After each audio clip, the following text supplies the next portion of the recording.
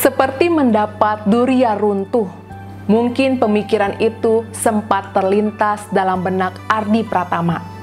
Orang yang saat ini banyak disebut dalam pemberitaan kasus salah transfer oleh seorang pegawai bank swasta nasional.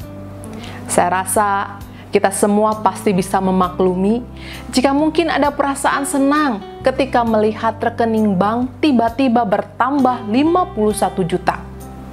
Oleh karena itu, sekalipun tidak tahu percis asal-usul uang tersebut, tapi karena faktanya sudah ada dalam rekening pribadi, maka dengan polos berpikir bukan salah si pemilik rekening jika yang bersangkutan kemudian langsung memakai uang tersebut. Sebab mana ada sih orang yang menolak rejeki? Saudara, merasa senang karena menerima rejeki atau yang lebih sering kita sebut dengan menerima berkat, saya pikir kita semua pasti pernah mengalami. Akan tetapi, sekalipun demikian, kita tahu bahwa tidak selalu berkat materi mendatangkan hanya rasa senang semata. Sebab tidak jarang pada waktu itulah iman kita harus diuji.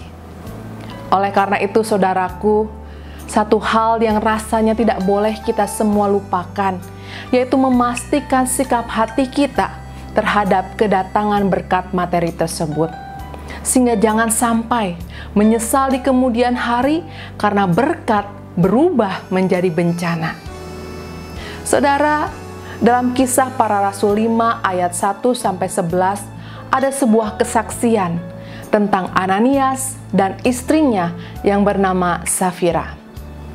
Pada saat itu mereka baru saja mendapat berkat karena berhasil menjual sebidang tanah.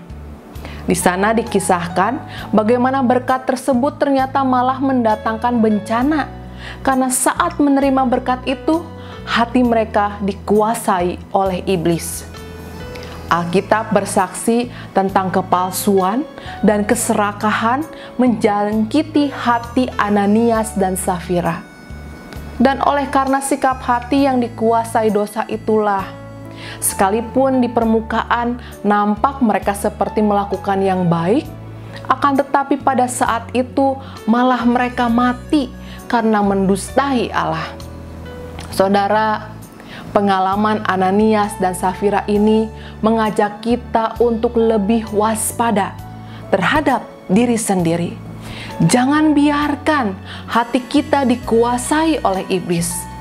Kita harus berhati-hati agar menyadari sejak dini ketika keserakahan mulai menjangkiti hati.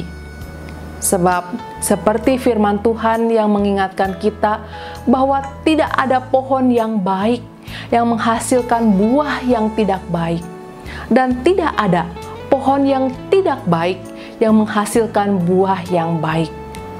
Untuk itu, marilah kita jaga hati kita dengan hati-hati. Tuhan Yesus memberkati kita semua. Amin.